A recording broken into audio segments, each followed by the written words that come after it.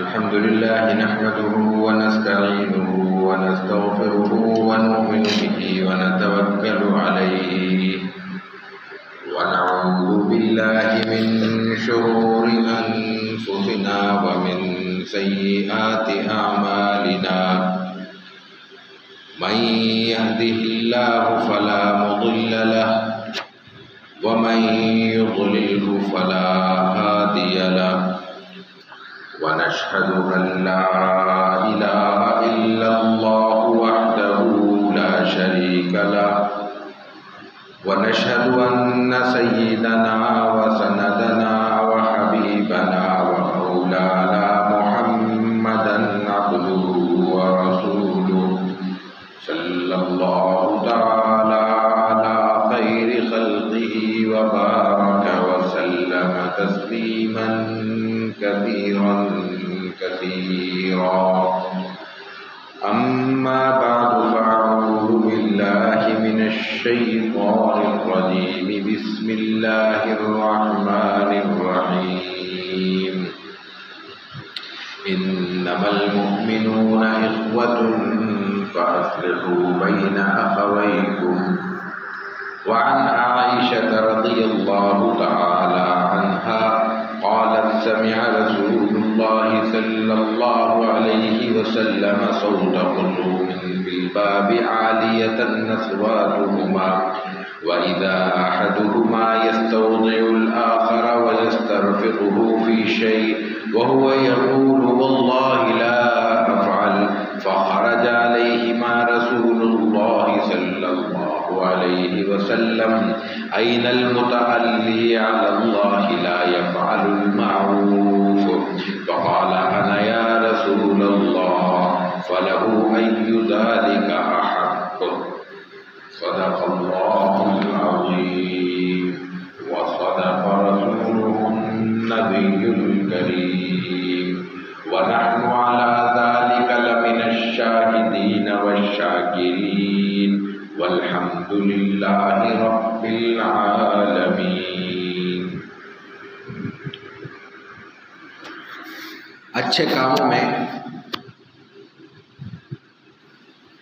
اور اچھے مقصد کے لیے لوگوں کے درمیان صلح کرانے کی بات چل رہی ہے. گزشتہ نشست میں بھی اس حوالے سے ایک حدیث مبارکہ پیش کی گئی تھی. آج بھی ایک حدیث بخاری اور مسلم دونوں اہم ترین کتب حدیث میں موجود ہے اور حضرت عائشہ صدیقہ رضی اللہ تعالی عنہا سے مقبول ہے.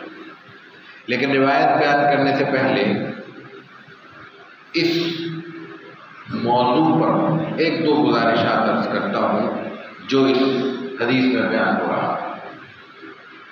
یہ بات ہم نے بار بار ان دروس میں دہرائی ہے کہ اللہ تعالیٰ کے بڑے انعامات میں سے ایک انعام ہم پر یہ ہے کہ ہم مجموعی طور پر خرچ کرنے کا مزاج رکھتے ہیں. ہم مہمان نواز ہیں مجموعی طور پر. پورے اس خطے کی بات کر رہا ہوں، خصوصاً پاکستان اور بالخصوص کراچی کی. ہم مہمان نواز ہیں، دل کھول کے خرچ کرتے ہیں. ہم اگر ضرورت مند سے واقف ہوں تو اس کی ضرورت پوری کرنے کی پوری کوشش کرتے ہیں. ہم اگر کسی محتاج کا ہمیں علم ہو جائے ہم کوشش کرتے ہیں کہ جہاں تک ممکن ہو سکے اس کی ضرورت کی تکمیل میں اپنا حصہ شامل کریں. آپ دیکھیں شہر میں جگہوں جگہوں پہ دسترخوانوں کا اہتمام ہے. کتنے رفائی ادارے ہیں، ہر رفائی ادارہ اپنے طور پہ کام کر رہا ہے اور کسی کے پاس پیسے کی کمی نہیں ہے. بافرات ہے، یعنی ان کے منصوبے زیادہ ہونے کی وجہ سے ان کو مزید رقم کی طلب رہتی ہے، لیکن مجموعی طور پہ جس قدر وہ کام کر رہے ہیں اتنا کام ان کو مل رہا ہے، اتنے پیسے مل رہے ہیں. مجھے بتائیں دنیا کے کتنے ممالک ہیں جہاں حکومتی سطح پہ اقدامات نہ ہونے کے باوجود پورے اسپتال مفت چل رہے ہوں؟ کتنے حکومتیں ہیں، کتنے ممالک ہیں جہاں پہ مدارس اور اسکولز کا اتنا بڑا نیٹ ورک چل رہا ہو جو مفت ہو مکمل طور پر؟ کتنے ممالک ہیں؟ نہیں ہیں. وہاں حکومتیں یہ کام کیا کرتی ہیں جو ہمارے یہاں پبلک سیکٹر کر رہا ہے. یہ اچھے کام ہیں، ان میں کچھ احتیاطیں بھی ضروری ہیں، ان پہ اشارے بھی ہم کرتے رہتے ہیں، لیکن ایک بہت اہم چیز ہے ایک ہے کسی کو زکوٰۃ کے یا صدقات سے خیرات سے مدد کرنا لیکن ایک ہے سب سے اہم چیز ہے وہ کہ کسی ضرورت مند کو ضرورت کے وقت ادھار دینا اور ادھار دیتے ہوئے نرمی کا مظاہرہ کرنا۔ اگر اب میرے پاس کچھ پیسے اضافی موجود ہیں، بینک میں پڑے ہوئے سڑ ہے، میں نے کسی ضرورت کے لیے رکھے ہیں، مجھے ابھی اس کی ضرورت نہیں ہے، اور کوئی ضرورت مند میرے پاس آتا ہے تو بجائے اس کے کہ میں اس کو سود خوروں کے پاس بھیجوں، بینکوں کی طرف اس کو لوٹاؤں، میری ذمہ داری ہے، یہ معاشرتی ذمہ داری ہے کہ میں اس کی مدد کروں اور یہ یقین رکھ کے مدد کروں کہ یہ رقم میں نے لوٹائے گی۔ اور لینے والے کی بھی ذمہ داری ہے کہ جس اخلاص کے ساتھ اور جس حسن سلوک کا مظاہرہ کرتے ہوئے اس نے آپ کو رقم دی ہے اتنے ہی جلد از جلد لوٹائیں۔ یہ یک طرفہ معاملہ نہیں ہے، شریعت اسلامی نہیں ہے۔ جناب رسول اللہ صلی اللہ علیہ وسلم نے صرف ایک ہدایت نہیں فرمائی، 2 ہدایتیں فرمائی ہیں۔ ہم دونوں میں کوتاہی کر رہے ہیں، بن حیث المجموع، خرچ کرنے کے باوجود، مدد کرنے کے باوجود، اپنی جیب کو خالی کرنے کے باوجود ہم 2 معاملوں میں کوتاہی کرتے ہیں۔ عجیب ہمارا کمپلیکس قسم کا مزاج ہے، اچھائیوں میں بھی ہم عروج پر ہیں، برائیوں میں بھی پھر ہم کم نہیں ہیں۔ وہ کیا کوتاہی ہے؟ دینے والا زکوٰۃ دے دے گا، ادھار نہیں دے گا پیسے ہونے کے باوجود۔ ایک ہے نا، مجھ سے آپ نے 1 لاکھ روپے مانگے، میری جیب میں 10,000 روپے بھی نہیں ہے، میں آپ کو کہاں سے دوں؟ میری تو مجبوری سمجھ میں آتی ہے۔ ایک ہے پیسے موجود ہیں اور ہم خرچ کرنا نہیں چاہتے، پیسے اضافی موجود ہیں۔ آج ہمارے پاس امیر طبقے کے پاس یا اچھے کھاتے پیتے افراد کے پاس جس قدر پیسہ ہے اس کا تصور نہیں کیا جا سکتا۔ یہ اربوں میں نہیں ہے، کھربوں میں ہے، لیکن ملک کی حالات، حکومتی پالیسیاں، پھر افواہیں اور پھر سوشل میڈیا کا کردار وہ ان کو روکے ہوئے، وہ سب پیسے سمیٹ کے انہوں نے اپنے گھروں میں تجوریوں میں بھر لیے۔ وہ ان کا معاملہ ہے، وہ کاروبار میں لگائیں، جیب میں رکھیں، ان کا معاملہ ہے۔ لیکن میں یہ گزارش کر رہا ہوں کہ اگر کوئی ضرورت مند ہمارے سامنے موجود ہے اور ہم اتنی گنجائش رکھتے ہیں کہ ان کو وہ رقم دے سکیں تو ہمیں دینی چاہیے، نمبر 1۔ اور لینے والے کو اس وقت یہ احساس رکھنا چاہیے، یہ خیال ذہن میں پختہ کرنا چاہیے کہ اس نے اپنے پیسے سے میری مدد کی ہے۔ میں اگر 2 مہینے کا وعدہ لے کر آیا ہوں تو 1.5 مہینے میں لوٹا دوں میں اس کو۔ میں نے 3 مہینے کا وعدہ لیا ہے تو 2 مہینے میں اس کی رقم لوٹا دوں۔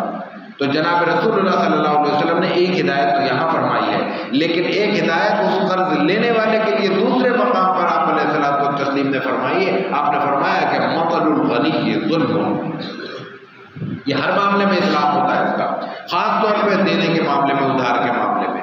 ایک شخص ہے، اس کے پاس پیسے موجود ہیں، میں نے 10,000 روپے لیے تھے، 10,000 میں دے سکتا ہوں، نہیں دے رہا، ٹال مٹول کر رہا ہوں۔ مطل کا معنی ہی ٹال مٹول کرنا ہے، آج نہیں کل دو، اگلے ہفتے لے لینا، 1 مہینے چھوڑ دو میرے پاس۔ پیسے بینک میں پڑے ہوئے، پیسے گھر میں رکھے ہوئے ہیں، پیسے تجوری میں محفوظ ہیں، ٹال مٹول کیوں کر رہے ہیں؟ ایک تو عمومی مزاج بن گیا ہے، یار پتہ نہیں ضرورت نہ پیش آ جائے، پتہ نہیں کل کیا حالات ہوتی، پتہ نہیں کیا چیز ہوتی ہے۔ آج ضرورت کے بعد ایک بندے نے تمہارے ساتھ نیکی کی ہے، کل اللہ کا بندہ کوئی اور خدا نہ خاصہ ضرورت ہوئی تو پیش اللہ کھڑا کر دے گا۔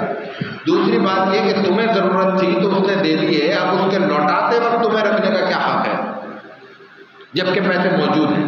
یہ ایک پہلو ہے۔ مطل الغنی، غنی کا معنی یہاں پہ یہ کہ جتنی رقم لوٹانی ہے اتنی رقم موجود ہے۔ اس کا مطلب یہ نہیں ہے کہ وہ سیٹ ہے اور بہت بڑا امیر کبیر شخص ہے، جتنی دینا چاہ رہا ہے۔ کسی نے 100 روپے دینے جیب میں موجود ہے، وہ غنی ہے اس وقت 100 روپے کے لحاظ سے، اور وہ 100 روپے دینے میں ٹال مٹول کر رہا ہے، رسول اللہ صلی اللہ علیہ وسلم کی زبان میں وہ ظالم ہے۔ حالانکہ وہ غریب تھا، حالانکہ وہ ضرورت مند تھا، حالانکہ وہ مجبور تھا، اور اس مجبوری اور ضرورت مندی کے عالم میں اس کی ایک بندے نے مدد کی ہے، اور وہ اس کی مدد کو اپنی گرفت میں لے کر اس پہ قابض ہو کر کہاں مظلومیت اور مجبوریت کا مقام تھا اور کہاں وہ ظالم ہونے کے درجے میں پہنچ گیا۔ آپ سمجھ سکتے ہیں کہ جناب رسول اللہ صلی اللہ علیہ وسلم کی زبان سے اگر کسی کو ظالم قرار دے دیا جائے تو اس کی دنیا بچتی ہے یا آخرت بچتی ہے۔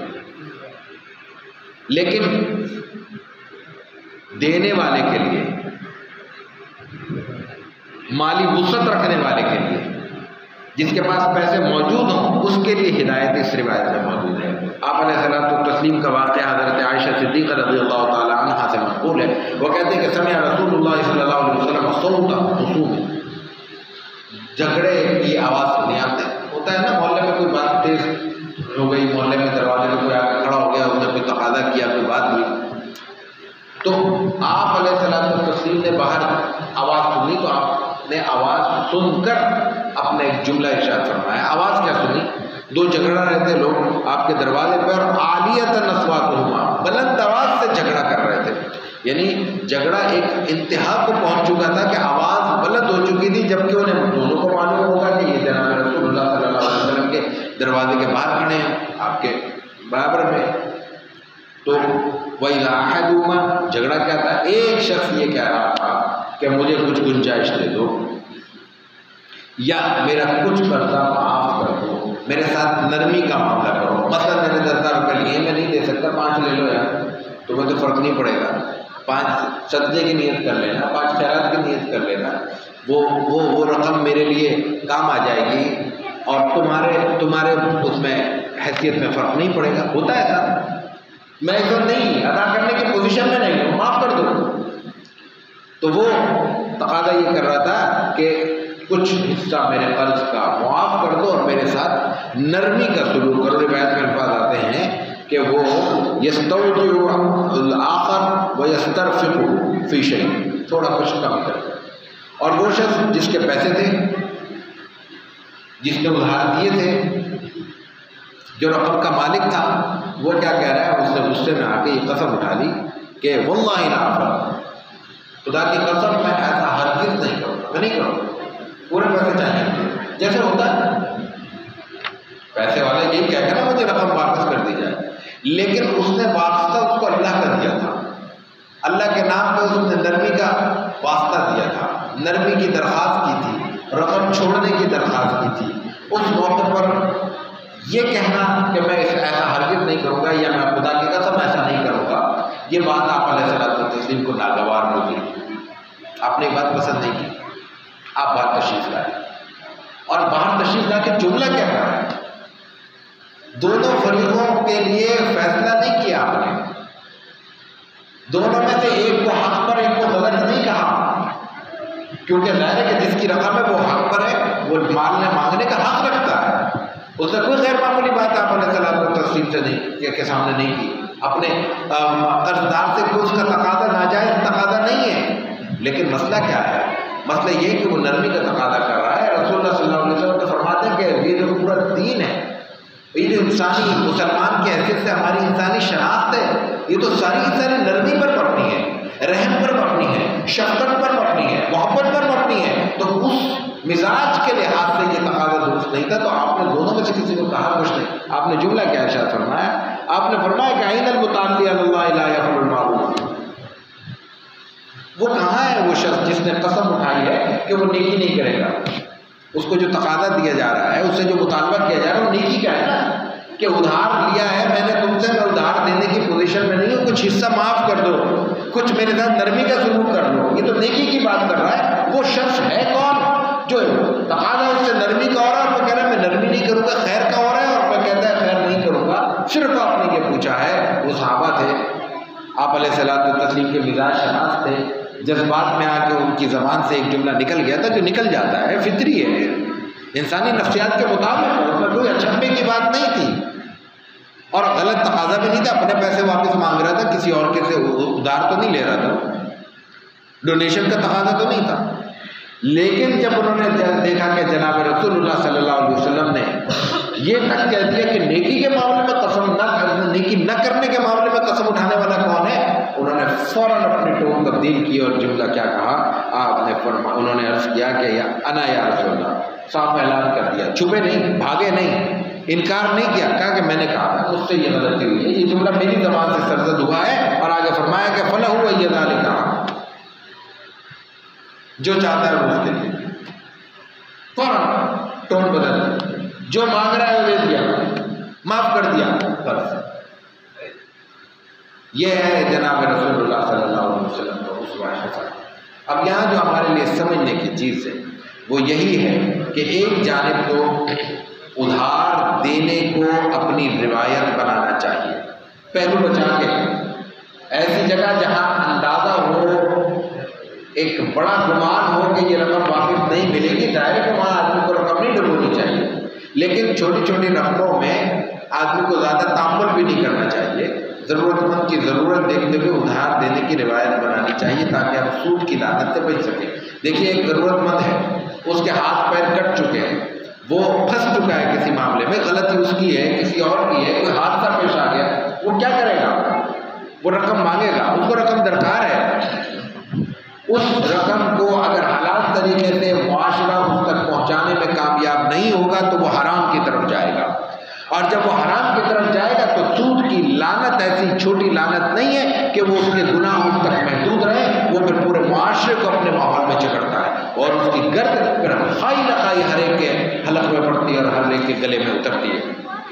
آج ہم جن مختلف نوعیتوں کی آزمائشوں میں مبتلا ہیں ان میں ایک بڑی آزمائش یہ بھی ہے۔